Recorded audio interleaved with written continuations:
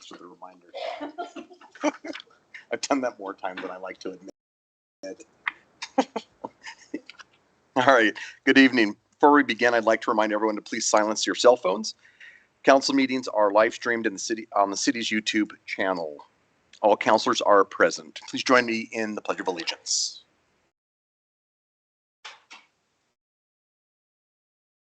I pledge allegiance to the flag of the United States of America and to the republic for which is one nation under God, indivisible, with liberty and justice for all.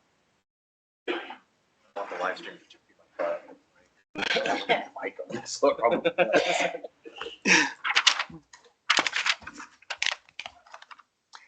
Please read the consent minute approval titles. Approving the minutes of the January 20th, 2026 regular council meeting, the January 20th, 2026 executive session, 7th, 2026 special council meeting, and the January 27th, 2026 executive session. Thank you. The chair would entertain a motion to approve the consent minute action agenda items just read. Second. Moved by Councilor Bond, seconded by the Vice Mayor. Any abstentions? Please cast your vote. Please record the vote. With all councilors voting aye, the motion passes. Chair to entertain a motion to approve by minute action the February 3rd, 2026 bills and claims as audited by City Manager Jordan. So moved.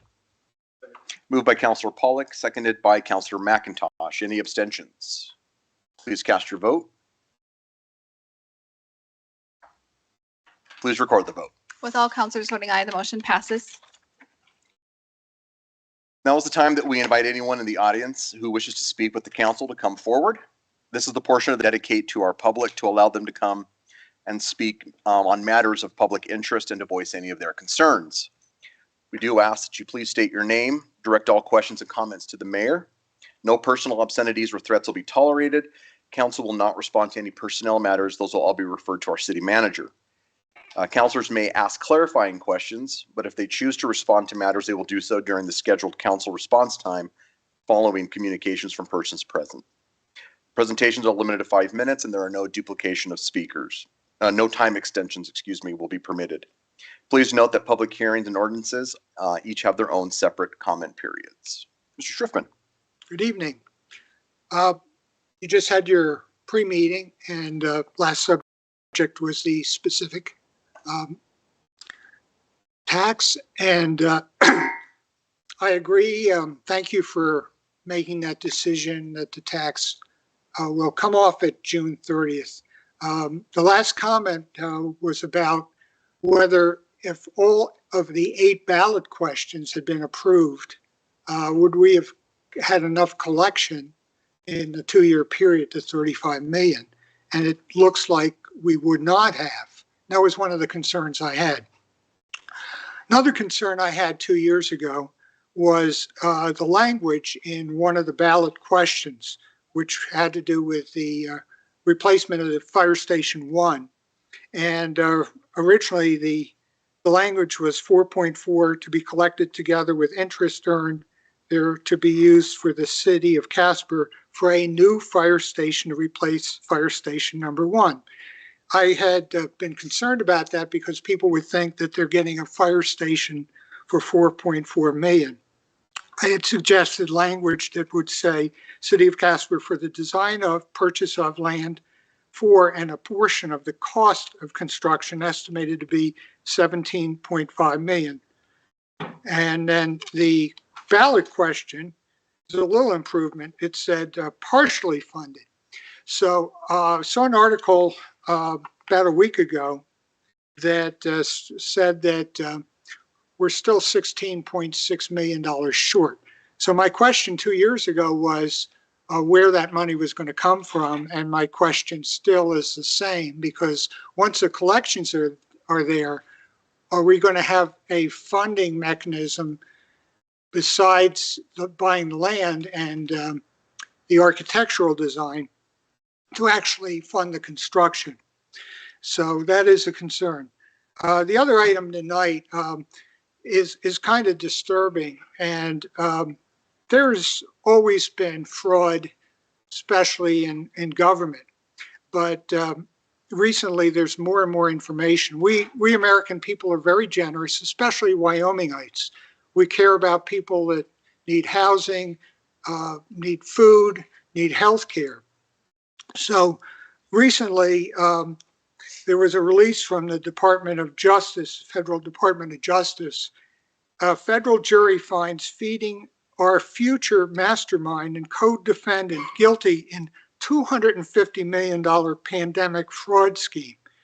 This was called, they call it feeding the future, and I call it feeding our future bank accounts. And so this is actually good news that they actually caught these people. There's problems around the country with daycare where there's actually not children, but there's invoices for children that don't exist. Dr. Oz, who's the administrator of the Centers for Medicare and Medicaid Services, just came out with a report that $3.5 billion of fraud in Los Angeles, 2,000 hospice organizations that have committed fraud. Now, I'm an insurance agent that does Medicare, and I help my clients with that. If somebody goes on hospice, they actually lose their regular Medicare benefits because hospice is for final comfort care and not for surgery. And many of these Medicare beneficiaries were fooled into thinking they didn't even know that they were put into hospice, and then they may not be hospice, and then they can't, if they break a leg or they fall down or they've got a serious injury that needs hospitalization, they may not be able to get it. Finally, HUD, the Secretary of HUD, Scott Turner, has revealed $5.8 billion in potential improper rental assistance payments through the federal government. And this was during the 4 years of the Biden administration. 30,000 deceased tenants were receiving, or whoever was cashing these checks, $77 million. And this was across the whole country. So I'm doing some research, and I may have more information about that at another time. And I'll be answer any questions that you have. Any questions for Mr. Schriefman? Okay. Okay. Thank you And so again, much. Appreciate thank you it. for your decision tonight. Thank you so much. Good evening. Hi. Okay, good evening, Council, Mayor Pacheco. My name is Kathy Nurkinen. I am a Ward 2 Casper resident. I'm here tonight to place a statement on the public record regarding my son's exclusion from ski training at Hogadon Basin, a city-owned, taxpayer-supported ski hill. I am specifically referring to the Wednesday and Thursday after-school time slot, roughly 4:30 to 6:30 p.m. This time slot is not open to the general public. It has been partially subsidized through grant funding through the Natrona County Joint Powers Recreation Board, City of Casper funding, as well as Natrona County School District programs, and is currently reserved for ski team training. In October of 2024, my son, who has Down syndrome, was denied participation in the Casper Mountain Racers after skiing with them for multiple seasons. Carson was born on Casper Mountain and has been skiing out his front door since he could walk. He is a competent skier and has been participating successfully. At the point of his dismissal, Carson should have been entitled to a reasonable accommodation under the American with Disabilities Act. I requested one. No accommodation was provided. After his removal from the Casper, no other user group on the mountain was able or willing to serve him, and the mountain itself would not allow an individual accommodation. In November of 2024, after all other pathways had been exhausted, I requested either permission to coach my son individually, I'm a level 2 certified ski coach, or approval to operate a very small 6-member after-school unified ski team so he could continue ski training alongside his peers. Since that request, there have been dozens of communications, multiple meetings, and multiple presentations to the Council Advisory Recreation Board. During this process, I was explicitly directed by city staff and advisory council members not to include any faith-based curriculum as part of the proposed team. I complied with that request and continued working in good faith within the parameters I was given. After more than 14 months of meeting and/or exceeding every stated requirement to form our own team, I was informed that access would not be granted and that a feasibility study would be required before allowing 6 children to ski. The answer has been excuses and delay. Over the past year, regarding my son's participation, I have been repeatedly told by city staff, mountain operators, and mountain leaseholders, if we let him in, we have to let them all in. If we make an exception for him, then we have to say yes to everyone. People with disabilities create a higher liability. We are not equipped. He can come during the day instead. A feasibility study is required before moving forward. And most recently, that approximately 125 skiers are already using 100% of the available terrain, and there's not room for one more.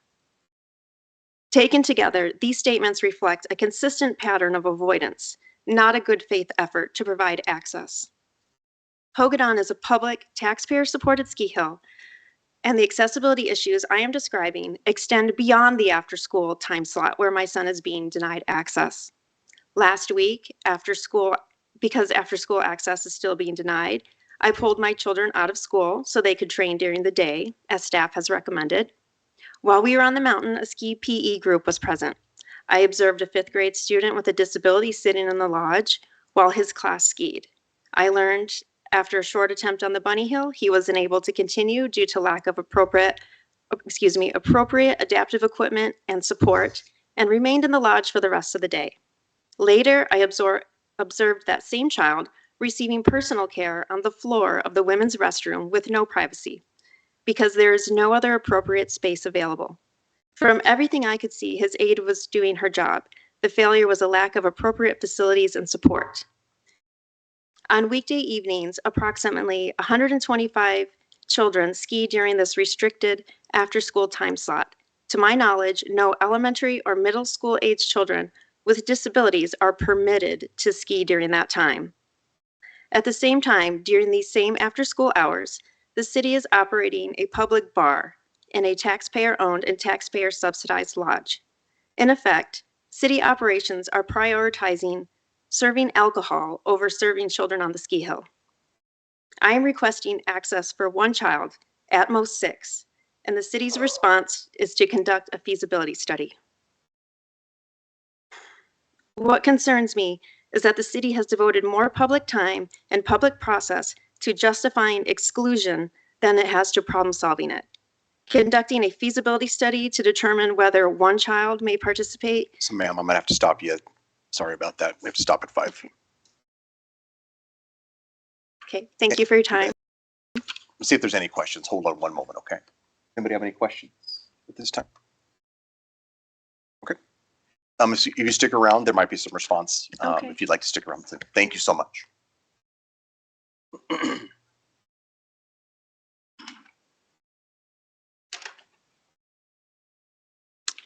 Good evening, Mayor Pacheco, Vice Mayor Gamroff, City Councilors.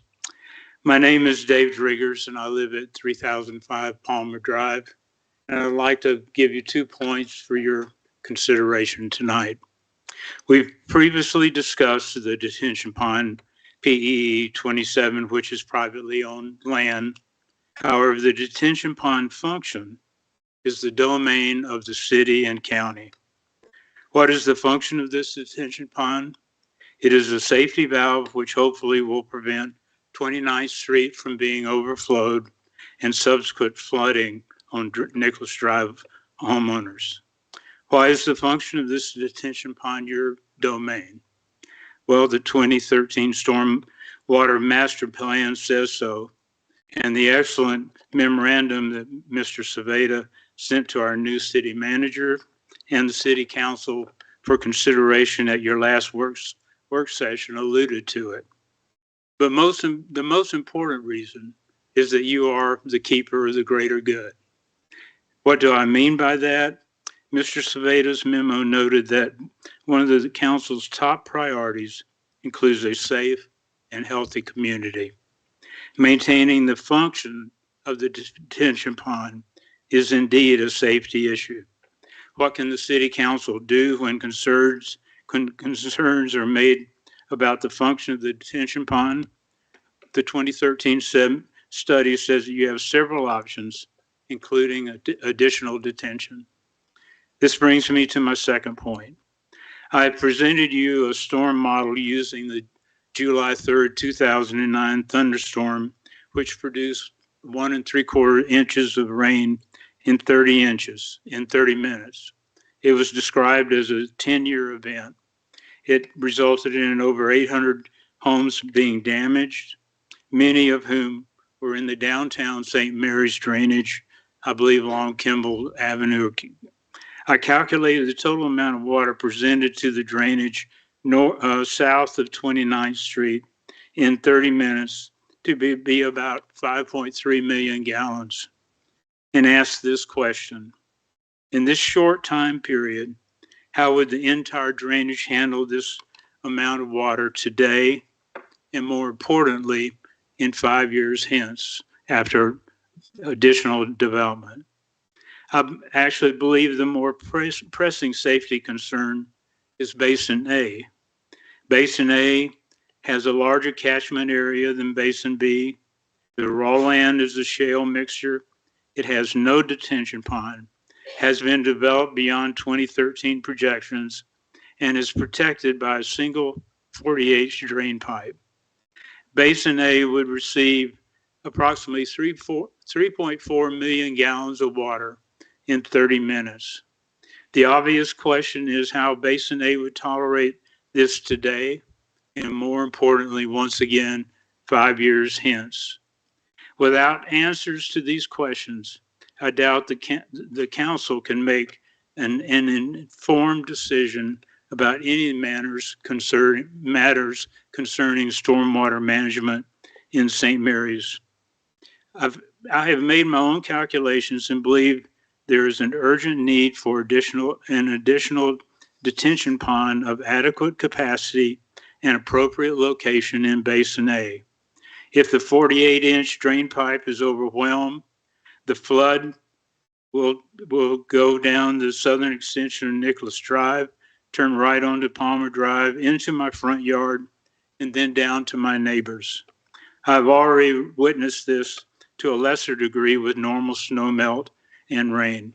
This study is needed regardless of what the developer may or may not do in the future, and it's the real reason why I'm here tonight.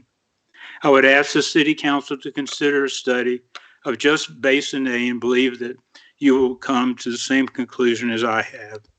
Sadly, there is a trust issue among the homeowners in Eagle Valley and Nine Iron Estates.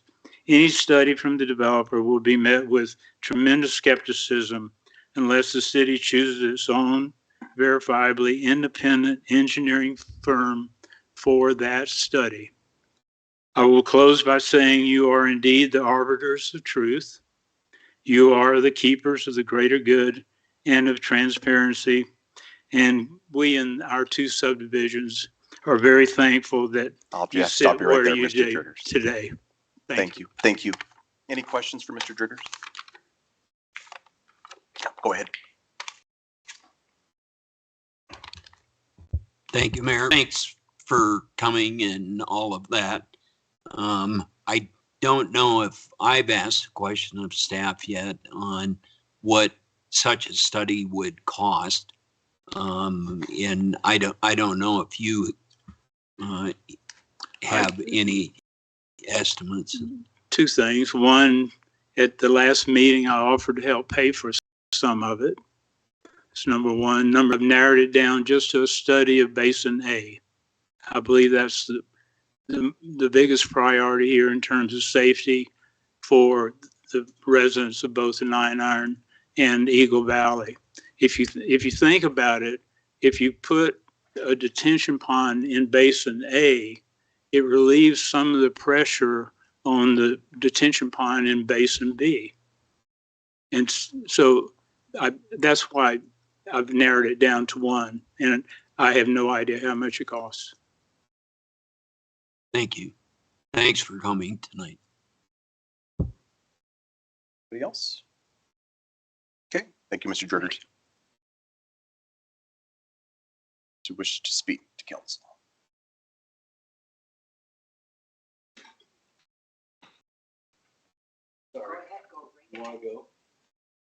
Good evening.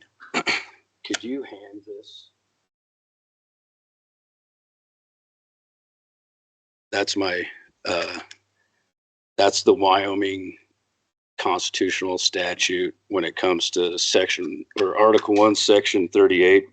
And then that's my medical card for the state of Oklahoma. I'm Ryan Perry, and I live in 324 Curtis Street in Evansville. Mayor and Vice Mayor, council members, I'm here to talk about medical cannabis, but more importantly, I'm here to talk about healthcare access, constitutional rights, and the very real human cost of the policies we continue to enforce in Wyoming. Article 1, Section 38 of the Wyoming Constitution is titled Right of Healthcare Access. It states that each competent adult has the right to make his or her own healthcare decision. It affirms that any person may pay and a healthcare provider may accept direct payment for healthcare without imposition of fines for doing so. It allows the legislature to impose only reasonable and necessary restrictions to protect public health and welfare, and it places an affirmative duty on the state of Wyoming to preserve these rights from undue governmental infringement. Medical cannabis falls squarely within those protections. At the federal level, the government has acknowledged what patients have known for decades, even for centuries, that cannabis has legitimate medical value by proposing under the Controlled Substance Act that it be rescheduled from Schedule 1 to Schedule 3. Yet here in Wyoming, patients are still criminalized under Title 35, Chapter 7 of the Wyoming statute, specifically Wyoming Statute 35-7-1031. Under this statute, possession of cannabis in very small amounts is treated as a criminal offense, while possession of 3 ounces or less is labeled a misdemeanor. That statute allows repeat misdemeanor possession convictions to be elevated to a felony, carrying penalties of up to 5 years in prison. That means nonviolent, victimless crime involving a substance now recognized as having medical value can permanently strip someone of their civil rights under Wyoming law. And I'm not speaking about this in the abstract. I've lived it. I was subjected to this very type of prosecution under Wyoming Statute 35-7-1031. What amounted to the 3 very small charges, less than 3 grams total, resulted in my loss of my rights of citizenship. I'm effectively a political refugee because of cannabis enforcement. What should have been at most a modest fine became a year of my life destroyed. I was placed on probation under conditions that made compliance nearly impossible.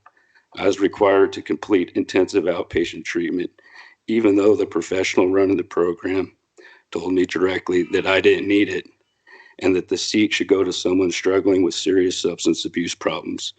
But without completing that program, I cannot complete the state-ordered requirements of my probation. At the same time, my employment required me to work out of town. That conflict made compliance impossible. When I did the reasonable thing and turned myself into the court, I was sentenced to 6 months jail, no good time allowed.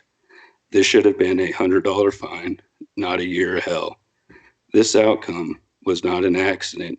It was the predictable result of statutes that prioritize punishment over health and criminal enforcement over constitutional rights. As taxpayers, we spend approximately $50,000 per person, per charge, per 1 year jail/prison or probation. That cost flows directly from the enforcement of statutes like Wyoming Statute 35-7-1031. That money is not saving lives. It's destroying them, breaking families and destabilizing employment, all the while worsening mental health and creating lifelong barriers where none need to exist. This burden falls especially hard on our veterans and our cancer patients, Both of these groups deserve better access to treatments. They deserve better health care. They deserve better doctors trained in all available options, not just pharmaceuticals, including alternatives that reduce reliance on opioids, alcohol, and medications that carry serious risks.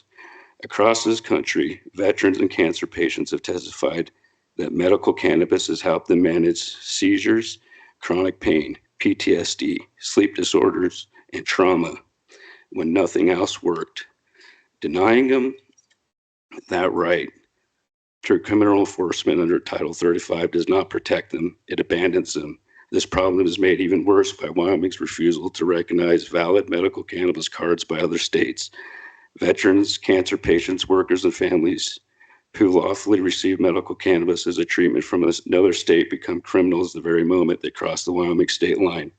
A veteran and a cancer patient with a valid medical card from Colorado, Oklahoma, or Montana, or any other state should not Mr. face Perry? arrest. I'm gonna have you, time's up, your time limit, so. Hold on one second, there might be some questions for you, Mr. Perry. Thank you. Any questions? You? Thanks for your your comments, and I can't disagree. I'm not a user, but when I was in the legislature, I had to work on some of these things for medical, in particular, because we had testimony after testimony, especially epilepsy in particular, and also with some sorts and types of PTSD, like you indicated, in other treatments for veterans, where it's been shown and proven successful, but we had no luck.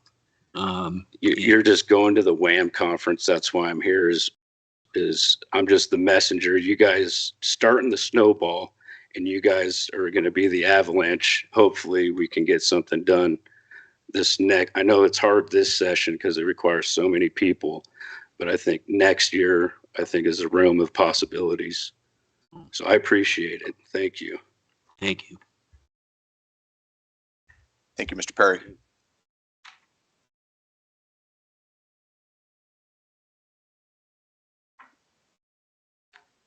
Good evening. Hi, my name is Lisa Gagnon, and evidently nobody else was coming in to talk about this, but I've seen, I'm from Illinois originally, been here since 2018, so I really kind of like Wyoming, Casper especially, but I'm noticing a whole lot. I'm an old lady, and I turn around and I work really hard. I'm a nurse, and I work a lot of hours and do whatever I can to protect my neighborhood, to protect people around me and everything else. And I'm basically here because I know you guys have a budget. I have a budget. And yes, I'm going to complain about it.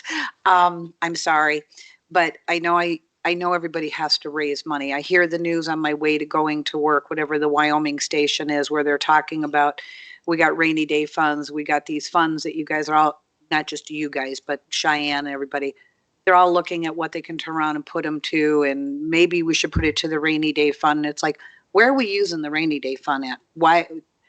I read in regards to the Oil City News, in regards to, we want to put $1 now on the Casper water bills. I have told the water company for 3 times, don't send me water bills, do it online. I still get them, okay, in the mail. That's not my fault. Then I hear the garbage as far as that goes. I come from Illinois, Chicago area. I have seen these guys out on those garbage trucks, 2 guys, one in the back, one in the front.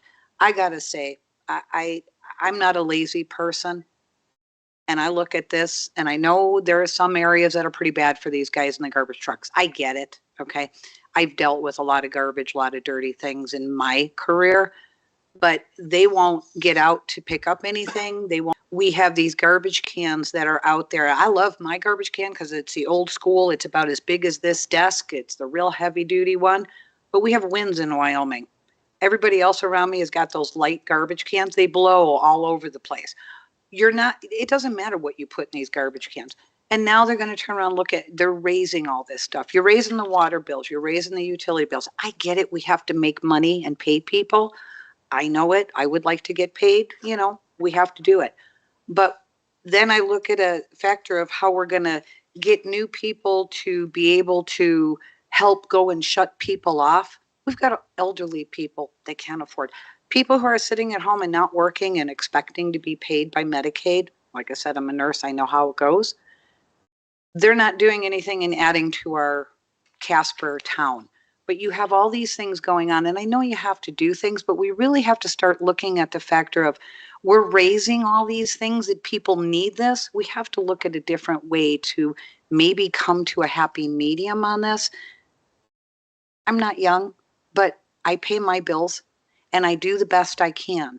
But you got other people that are out there just starting out. We keep raising everything in Casper, and you're not going to have people that are going to be able to afford to live here. I came here because they told me that Casper, Wyoming, period, is the best place to live because it's the most reasonable. I got to tell you, no, it's not. And it's not because of government and everything else that's out there. Everything gets raised, but we're missing something here. We got to think about where we're going. Businesses are going out of business because they can't afford to stay. And then we're pulling in another bar to turn around and give them a license. I think we have enough of them. We don't really. I'm sorry to anybody else who wants it, but we really have to look at things. I'm sorry. That's Nope, all I. No apologies. No, absolutely. I'm done. Any questions? Yeah, go ahead. Thank you, Mayor. Thank you, ma'am. I apologize. I missed your name. Lisa, Lisa. Thank you, Lisa. Appreciate your comments. Totally understandable if you haven't. I won't blame you at all. Did you happen to catch my letter to the editor on, I think it was December 18th? A painful decision today to protect our pipes tomorrow? I did see in regards to that. Yes. Okay. I only asked because that was my best attempt to kind of provide all the necessary context. So if you didn't catch it, I'd encourage you to reach out with you offline about, there's lots of things that came to mind. I wouldn't want to, take up the whole meeting, but happy to connect with you afterwards to. I would. I'd love to help you try and figure out some things. I mean, being a nurse I used to be a liaison. And I'm not saying I'm a salesman, but I used to be able to sell nursing homes, get people in them to be able to get care and get health care. And so I know that factor where you need to make money and how you need to make it. I'm more than willing to turn around, come and say, hey, let's go through some ideas.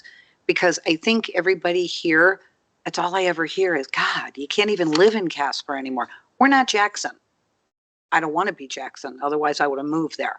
But we are people. There are a lot of good people in this town and a lot really hard. And all I hear out of it is, God, I don't know how long I'll be able to stay. And that's not right. Casper shouldn't be that way. They used to tell me that from Newcastle. You don't want to move to Casper. Why? It's a nice town. And we need to keep that up. So I would love to, without a doubt, I'd leave my number or email. Yeah, whatever. Okay, I'll write it down Great. for you. Thank you so much. Thank you. Thank you. Any other questions? Nope. Thank you so much. Anybody else? Okay. Now I'd like to invite the counselors, if they'd like to briefly respond to any of the matters that were just brought up by the public. So I'll just open it up if anybody has anything they'd like to respond with. Yeah, go ahead. Thank you, Mayor. Well, first off, I just want to thank everyone for coming and speaking tonight. I always love the evenings when we got lots of people in the room talking about lots of different things, showing that you're civically engaged and doing your part to advocate for the things that you feel strongly about. So appreciate everyone taking time out of their Tuesday evening to come speak to us. And I can understand how, it's a bit intimidating coming to speak in front of a room full of people getting live streamed to the whole city and stuff. So again, appreciate your courage as well in doing that. I'm sure I'm going to miss something, but just to provide some comments on a couple of those things. Mr. Schriftman, you mentioned the ballot language regarding Proposition 5, which was for the fire station. That is a question or a concern I've fielded in the past. And so I guess I would just remind you, the ballot language specifically says $4.4 million in interest earned therein to the city of Casper to partially fund costs associated with the replacement of the outdated fire station #1. That's pretty common language for a ballot initiative. Typically the language for ballot initiatives has to be clear, has to be brief, has to be non-argumentative. So there's a lot of kind of guardrails you have to operate within. You know, that doesn't mean that there maybe wasn't potential to be more clear, but certainly on the city's website, in Oil City News, during all the town halls, I think the city made it very clear that that ballot initiative was for the land design and engineering of Fire Station Number 1, not the construction. So concerns noted, but I do feel like the city did a really good job trying to make that clear to the constituents before they went and voted in November. To Mr. Perry, you and I had the opportunity to catch up a little Parliament area initiative town hall last week. So, you know, we've already chatted about this, but I guess to reiterate and for the public record and because I didn't have my notes in front of me when we were chatting, I thought you did a good job providing kind of a researched narrative. You were taking a stance that current drug laws are not constitutional, and you were honing in on this one, Article 1, Section 38. I'd be happy to give you more fodder for your discussion when I testified to the Joint Judiciary Committee a couple years ago when they were, you know, trying to close loopholes regarding THC derivatives and Delta 8 at that time. There's multiple different examples. Article 1, Section 7 of Wyoming State Constitution guarantees no arbitrary power of the lives, liberty, and property of freemen. And I think you can make a very strong case that current drug laws, especially regarding personal use and possession of drugs, is arbitrary. It's not based on any sort of evidence. It's all based on stigmas and cultural norms. Article 1, Section 7, or Article 1, Section 14 prevents cruel and unusual punishment, which I believe incarceration is in regards to personal use and possession of drugs. If you're not harming anyone else's life, if you're not putting a child at risk, if you're not on the highways drinking a six-pack, driving down the highway, I think you should be allowed to do pretty much whatever you want to do with your own body. And so like Wyoming Department of Corrections, former director Robert Lambert said, we should use jail for people we're scared of, not the ones we're mad at. And then finally, Article 1, Section 15 guarantees that the penal code shall be framed on the humane principles of reformation and prevention. You gave a great example that, at least in your case, doesn't sound like reformation and prevention were top of mind. It sounds like kind of incarceration and retribution instead. So again, I'm happy to chat with you further about, I support your efforts. Myself and some of my colleagues have been accused of violating our oath to the Constitution by a former mayor because of the comments and the positions we've taken on cannabis in the past. And so certainly through our involvement with WHAM and other areas, I've tried doing what we can to advocate on this regard. And so happy to lend my assistance to you in whatever form you might accept it. And then, yeah, I think that'll wrap it up for now. Thank you, Mayor. Yeah. Councilor Pollock.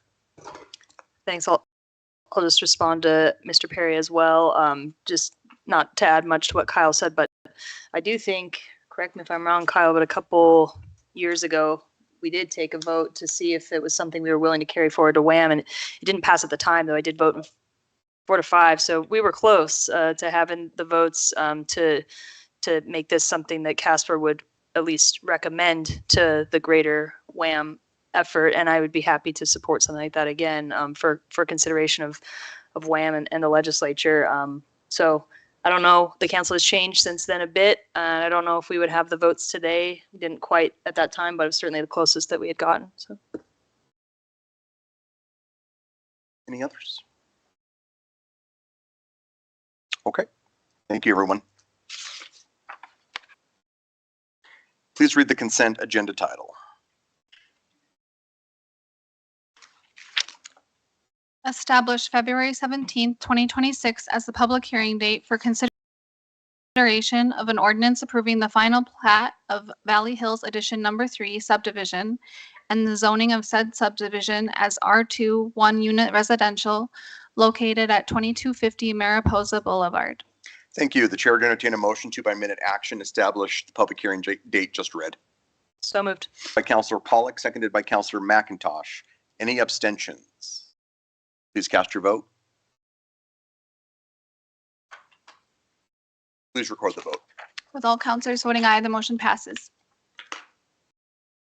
I now declare the public hearing open for the consideration of a resolution approving the second amendment to the original adopted budget. Mr. City Attorney, do you have any exhibits? Thank you, Mayor. I do. Exhibit number 1, correspondence from Jill Johnson to Janine Jordan, dated January 23rd, 2026. Exhibit number 3, affidavit of publication from the Casper Star Tribune dated January 23rd, 2026. Thank you. Madam City Manager, do you have a report? Mayor, I have nothing in addition to or beyond what was provided already in the exhibits. Great, thank you so much.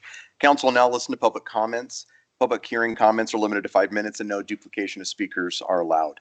At this time, I would ask those individuals who wish to speak in favor of this resolution to please approach the lectern. Anybody who wishes to speak in favor? At this time, I would ask those individuals who wish to speak in opposition to the resolution to please approach the lectern. Anybody in opposition? There being no one to speak for or against the resolution, I now declare the public hearing closed. Please read the resolution by title only.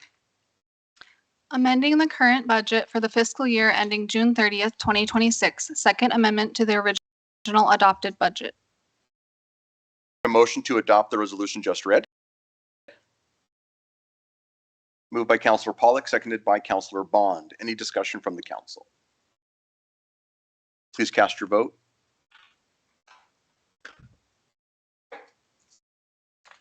Please record the vote. With all councilors voting aye, the motion passes. Councilor Pollak, a second to recuse yourself.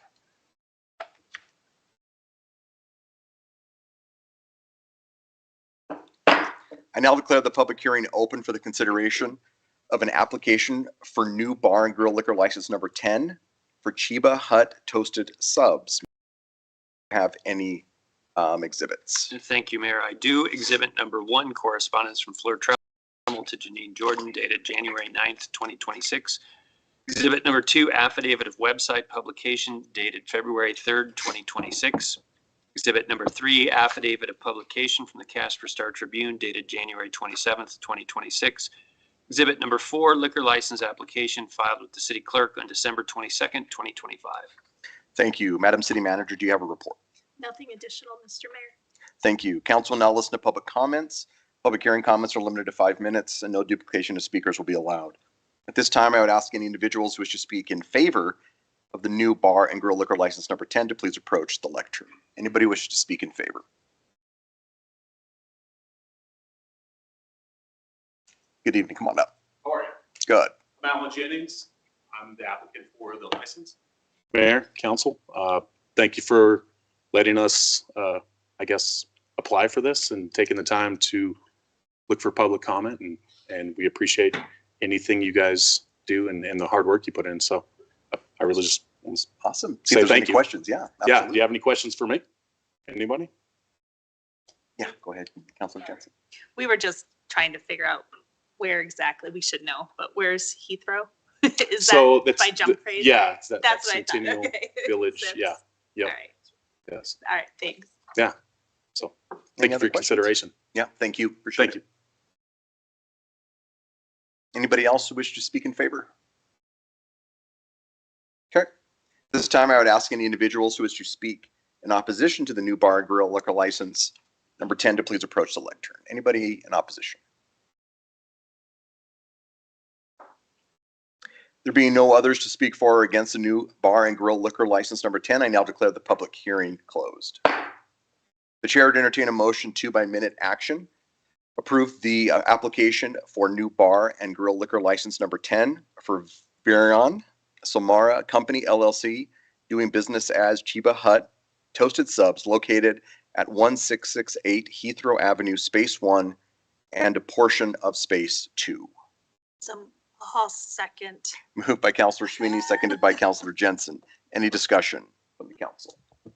I got a question. Yeah. Sorry, I missed the question. I take it you're gonna have my White Widow sub sandwich, right? Because that's really, you're gonna have the White Widow. That's all I care. That's my go-to. All right, good to know. Perfect. Love it. Self-serving vice mayor.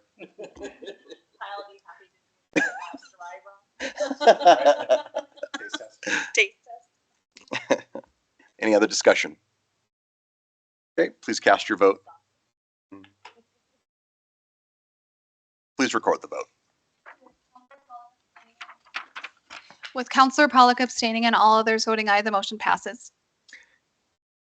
I now declare the public hearing open for the consideration of an application for new bar and grill liquor license number 15 for Roaring 22 LLC doing business as Rialto. Mr. City Attorney, do you have any exhibits? I do, Mayor. Exhibit number 1, correspondence from Fleur Tremmel to Janine Jordan dated January 9th, 2026. Exhibit number 2, affidavit of website publication dated February 3rd, 2026. Exhibit number 3, affidavit of publication from the Casper Star Tribune dated January 27th, 2026. Exhibit number 4, liquor license application filed with the city clerk on January 6th, 2026. Thank you. Madam City Manager, do you have a report? Nothing additional, Mr. Mayor. Council will now listen to public comments. Public comments are limited to 5 minutes and no duplication of speakers are allowed. At this time, I would ask those individuals who wish to speak in favor of new bar and grill liquor license number 15 to please approach the lectern. Anybody who wishes to speak in favor? Okay. At this time, I'd ask those individuals who wish to speak in opposition to the new bar and grill liquor license number 15 to please approach the lectern. Anybody in opposition?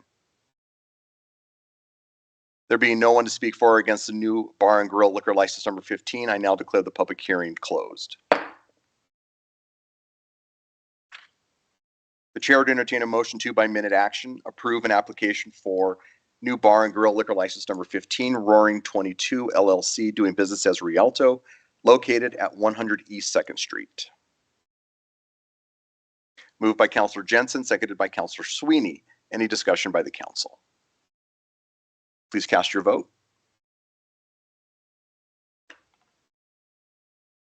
Please record the vote. With Counselor Pollock abstaining and all others voting aye, the motion passes. I now declare the public hearing open. Application for the transfer of ownership interest for retail liquor license number 32 for Roaring 22 LLC, doing business as the Gaslight Social. Mr. City Attorney, do you have any exhibits? Thank you, Mayor. I do. Exhibit number 1, correspondence from Fleur Tremmel to Janine Jordan dated January 9th, 2026.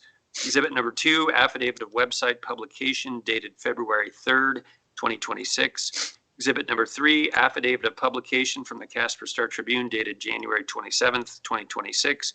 Exhibit number 4, liquor license application filed with the city clerk on January 6th, 2026. Thank you. Madam City Manager, do you have a report? Nothing additional, Mr. Mayor. Thank you. Council will now listen to public comment. Public hearing comments are limited to 5 minutes and no duplication of speakers will be allowed. This time, I would ask those individuals who wish to speak in favor of transfer of ownership interest for retail liquor license number 32 to please approach the lectern. Anybody who wishes to speak in favor? Okay.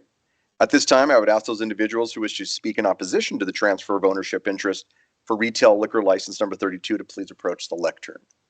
Anybody in opposition? There being no one to speak for or against the transfer of ownership interest for retail liquor license number 32, I now declare the public hearing closed. Chair would entertain a motion to, by minute action, approve the transfer of ownership interest for retail liquor license number 32, Roaring 22 LLC, doing business as the Gaslight Social, located at 314 West Midwest Avenue. So moved. Moved by Councilor Jensen, seconded by Councilor McIntosh. Any discussion from the council? Okay, please cast your vote. Please record the vote. With Counselor Pollock abstaining and all others voting aye, the motion passes. We'll wait for Councilor Pollock to return.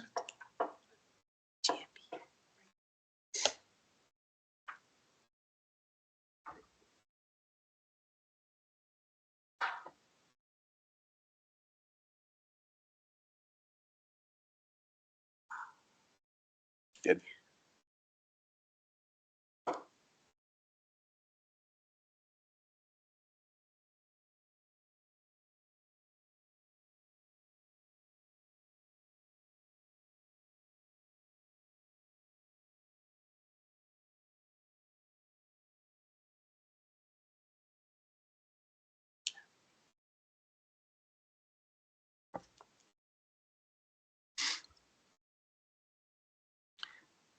Welcome back, Councilor. Council will now consider consent resolutions. Please read the consent resolutions by title only. 8A1, authorizing amendment number 3 to the contract for professional services between the City of Casper and Republic Parking LLC for the management of the municipal parking garage. 8A2, authorizing a site lease agreement and memorandum of lease with Pacificor, an Oregon corporation doing business as Rocky Mountain Power, for an existing wireless communications site tower located on Tower Hill, Casper Mountain, lease tract number 6. 8A3, authorizing contract amendment number 2 to the agreement with Barnum Incorporated for construction manager at risk services for the North Platte River Restoration Isaac Walton Reach project. 8A4, authorizing amendment number 3 for the operator-led cleanup landfill remediation agreement with the Wyoming Department of Environmental Quality for the closed Casper Balefill remediation project. 8A5, authorizing multiple non-exclusive access easement agreements between the City of Casper and various landowners for a 20-foot wide access easement across city-owned property located near Casper Mountain Park and Tower Hill Road, Casper Mountain, Natrona County, Wyoming. 8A6, authorizing a short-term non-exclusive facility rental agreement with Warbirds Hockey LLC for use of the Casper Ice Arena. And 8A7, authorizing amendment number 5 to the professional services agreement with Kone Incorporated to replace a faulty door detector edge at the Casper City Center building. Thank you. The chair would entertain a motion to adopt the consent agenda items just read. Moved by Councilor McIntosh. Madam City Manager, would you like to comment on any of these items? No comments beyond what's in the packet, Mayor. Thank you. Any abstentions or nay votes? Please cast your vote. Please record the vote. With all councilors voting aye, the motion passes. Please read the consent minute action titles. 9A1, acknowledging withdrawal of the application of the vacation and final plat creating the Eagle Valley Addition Number 3 subdivision agreement. And 9A2, authorizing the purchase of one new scrap handling wheel loader grapple bucket from Wyoming Machinery, Casper, Wyoming, for use by the Parks Division of the Parks, Recreation, and Public Facilities Department. Thank you. The chair would entertain a motion to approve the consent minute action agenda items just read. Moved by, seconded by Councilor Pollock. Any abstentions or nay votes? Please cast your vote.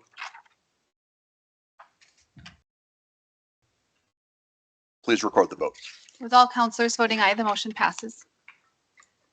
At this time, we ask council to bring forward any relevant concerns or items of interest. We'll start with you, Councilor Larson. How does that sound? I don't have anything. Thank you. Councilor. Turn this on this time. Okay, thank you. It was a busy week. So let's see. So Wednesday last week, I was able to attend the Area 5 and 6 meetings that were being held by the police department.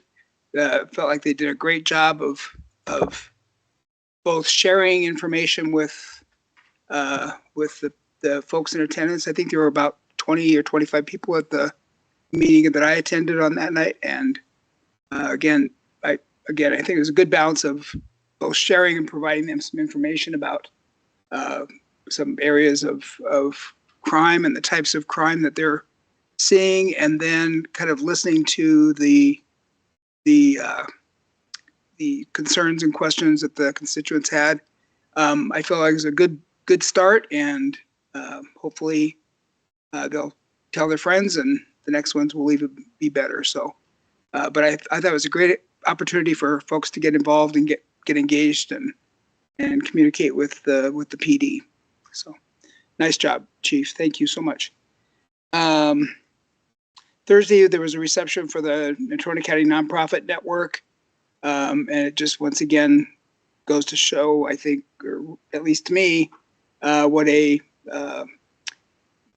extent to the care and so forth that the community has for each other and for to meet the needs of everyone. So that was a very positive event, and I think a good opportunity for people to network and to kind of share their experiences in the nonprofit world as far as funding and so on and so forth. So good opportunity that evening. I did attend Friday night. There was I don't know how many folks know, but there is an art gallery in the, it's first, isn't it First Bank? First State Bank, thank you, on Center Street, the Red Peak Gallery. And there was a reception there as well. So they're doing part of the art walk events through that season. So it's a good place to go they kind of turn over their exhibits, I think, and their exhibitions about every couple months. This past one was jewelry exhibition by Rachel Hawkinson. So that was good. Let's see. I think, the legislative dinner last night. I thought we had a great turnout of legislators, and I appreciate the opportunity to visit with them and for them to hear our priorities and so forth going into the legislative session. And I thought it was a good opportunity to kind of extend that opportunity to them to reach out to us if they had questions or concerns or needed more information. And so I felt good. I sat next to Senator Scott and to Representative Jarvis, and a good opportunity again to connect with them. So that was all I got. Thank you. Thank you, Mayor. I needed to back up a little bit from previous weeks, but on January 24th, Saturday the 24th, because I got shut down at the last meeting. So we're paying for it today. Yes, Okay. yes, thank you. Got to pay it forward, But Saturday the 24th was Meals on Wheels, Bubbles and Beans. Great turnout, even though it was a really cold, windy night. But I don't have final numbers on how much they raised, but it appeared like it was a good night. Monday, the 26th, attended my first people with disabilities through the Casper City Council. That was a new assignment for me, and it was a short meeting, but very good. And they're going to have talk in March that I think will correspond with my Saint's Day, St. Patrick's Day. So just throwing that out there, Mayor. Tuesday, January 27th, was visit Casper. Quite a long meeting and covered quite a bit of territory in I didn't bring copies for everybody, but because I saw most of them were going to waste. But again, December again trended down this year compared to last year as far as occupancy numbers and average rate.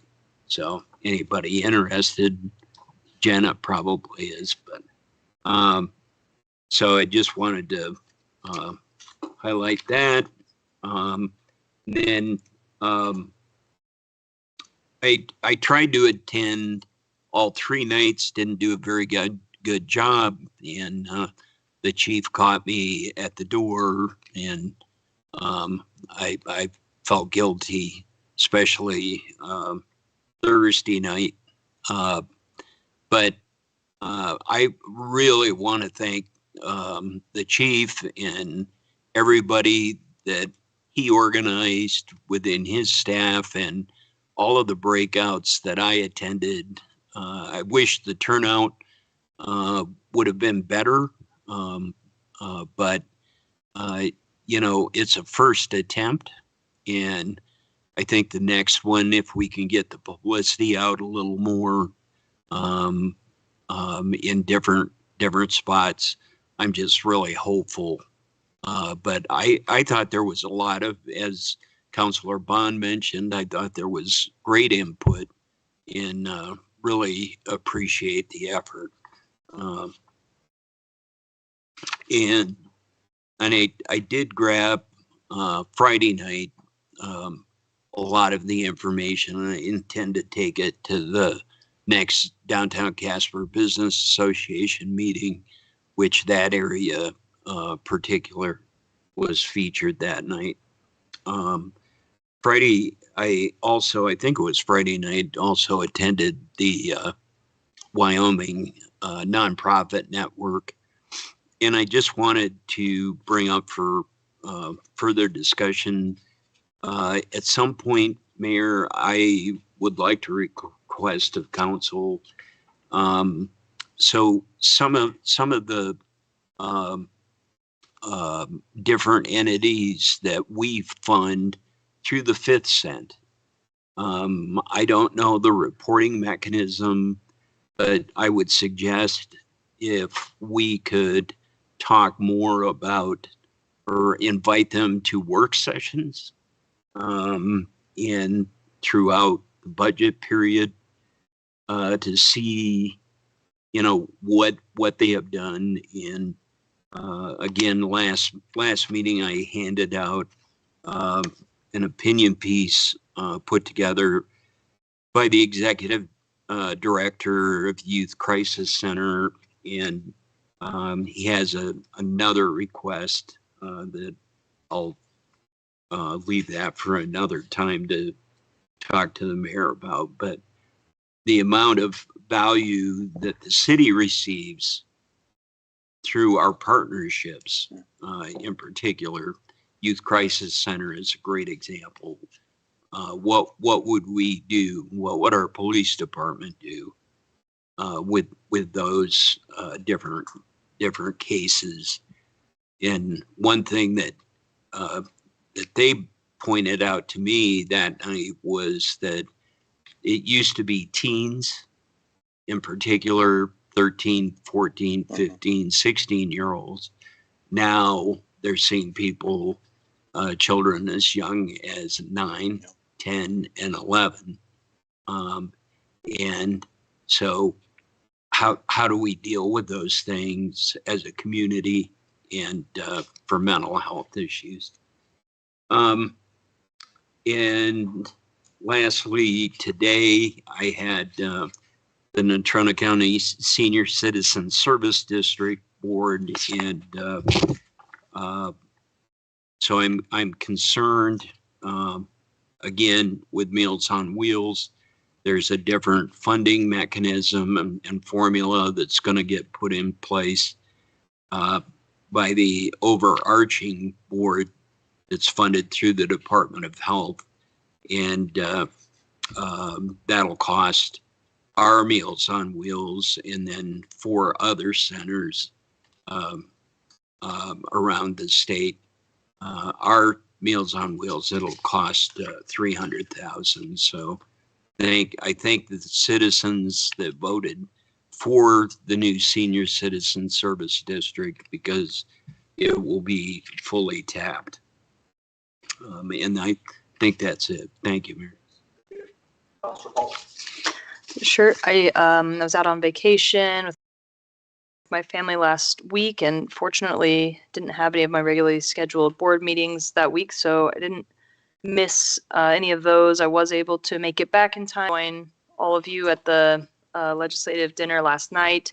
I just wanted to thank the council for everybody showing up to that. We had 100% attendance and darn near that from our Natrona legislative delegation as well. So it was a great turnout, and thank all the staff for the after hours attendance and work up there as well. So I thought it was fruitful, as it is every year, and I always look forward to the chance to connect before the session kicks off. So thanks to everybody who participated in that.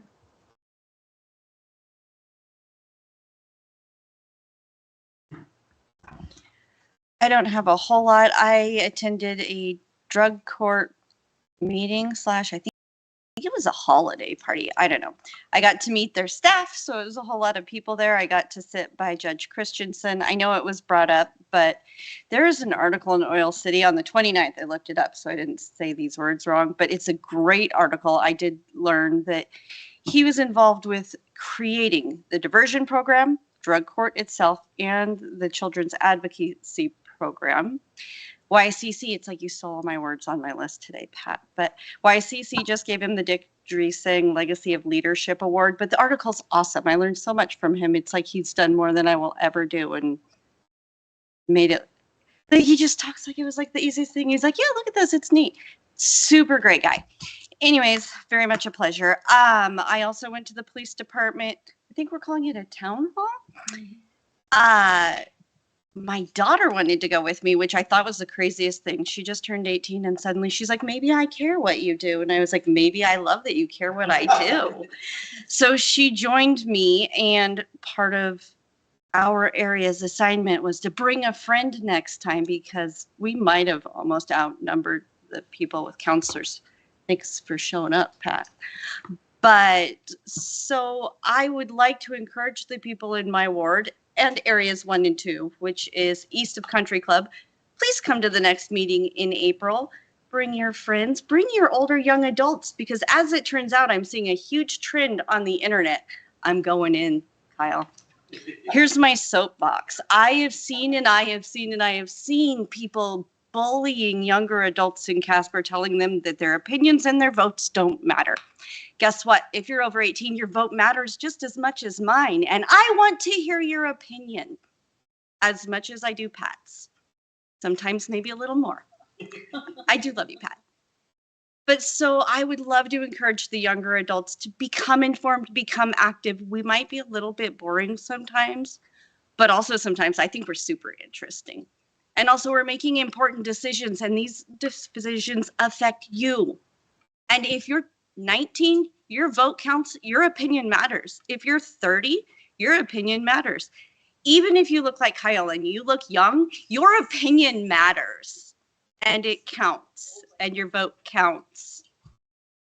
Somebody, oh my goodness, I got so mad I almost Facebook commented. So close, but I'm learning. And last but not least, public health is open in their new location on 12th and Conwell.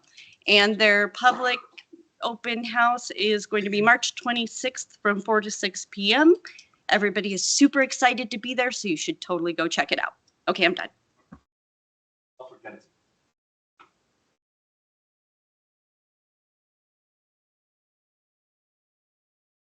All right, good evening. Let's see, same thing. On Friday, I also attended the town hall like many other counselors, so that was nice. We did have pretty good attendance, I think. I felt like anyways, but it can always be more. And that was for areas 3 and 4. So it is many thanks to for hosting those. And it was, again, like echoing everybody else's great information. It's nice to have that back. In a different form. I always thought it was more like the neighborhood watch committees back in the day that were really informative by the officers too. So the more you know, the more you're aware, I think. Also Friday, it was awesome because I didn't have to go very far, but it had the at the Ford Wyoming Center a CNFR meeting with the events center staff management, and then the city directors for parks. We discussed some of the CNFR upcoming contract stuff, and then went over to the police one. So that was nice. Then on Monday, also very convenient, I had the quick little CNFR meeting with the board right there at the Ford Wyoming Center, and then slipped into the legislative dinner. So that was like, that worked out perfectly for me. So again, many thanks, like echoing everybody else's, thanks to the event center staff too, especially Candy and Madison, for they always do such a great job serving us, and always happy to do that. So love their attitudes up there. Let's see, I did not make it to the Wyoming Nonprofit Network event, but I always usually do. So I'm glad that you guys filled us in on that. And then I guess that's it. we are open. The government shutdown has not affected the Bureau of Land Management or the hours at the Trails Interpretive Center. So we are open.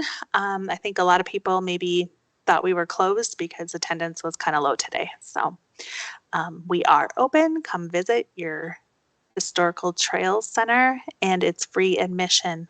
That's my plug. That's it. Just want to echo what everybody said about the area meetings with the police department. They did a fantastic job, and it was great to see the turnout. But yeah, I can get even more for the next one. Our CPD team did a fantastic job. The legislative dinner last night was wonderful. However, I think that we need to make a change in the way the dinner is presented. I think the mayor and the city manager need to get their plates first. They hardly got to eat because they get up and do the presentations. So just a thought for next year. And then, yeah, that's it. Thanks. Thank you, Mayor. Yeah, not to beat a dead horse, but the area initiative project by the Casper Police Department, I'm really impressed with that first meeting. I am ashamed to admit that I didn't know our officers had like a specific beat. I didn't know I had a handful of officers dedicated to my area, and they're the same ones every time. So I got a chance to meet them and introduce myself to them. And, you know, we had some residents there, but like everyone said, would love to see more participation. It is the best opportunity that I've ever seen to interact with your police officers, to give them your thoughts and feedback and directly impact their initiatives as it pertains to all of our individual areas and neighborhoods. So those meetings are going to be quarterly. The next ones that come up here in a couple months, I really hope to see some more attendance because such a great opportunity. And yeah, really liked how that went. Had a homelessness coalition last Thursday. Kelly from Community Action Partnership gave an update on the Most Visible Persons project that's being done in coordination with the Wyoming Survey and Analysis Center. There are oh, yeah, we got a new group of kind of transient folks in town. They are causing quite a few issues. So, you know, very much hanging out with the police officers. They're seeing them on a regular basis. And so dealing with that, it sounds like they're the ones that were probably responsible for that extensive damage to the parking garage bathroom downtown that we're currently in the middle of repairing. They got a chance to plug their initiative town halls at that. We talked about the unexpected and unplanned closure of unaccompanied student initiative. That was really the one last resource after Mimi's house for homeless youth. And so, you know, all the stakeholders around the table were taking that very seriously and doing what they can to partner, collaborate, and coordinate to make sure that that demographic is still being served as much as they can be, and you know, potentially filling that gap in service now that USI's apparently no longer has a Casper presence. David Alhusen is retiring from Kind Grounds, so they are hiring for new program director over there. That's the resource to provide food and resource connection to folks that are identifying as homeless. So if you know anyone interested in being program director over there, send them that way. In 2025, last year, we had 17 people identifying as homeless die. That was compared to 8 in 2024. So, you know, in places like Wyoming, we use small numbers. And so, you know, that's essentially a 100% increase.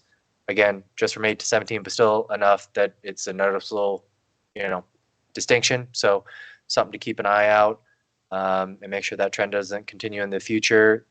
They just had Project Homeless Connect. It was done, I believe it was last Thursday, maybe it was Friday.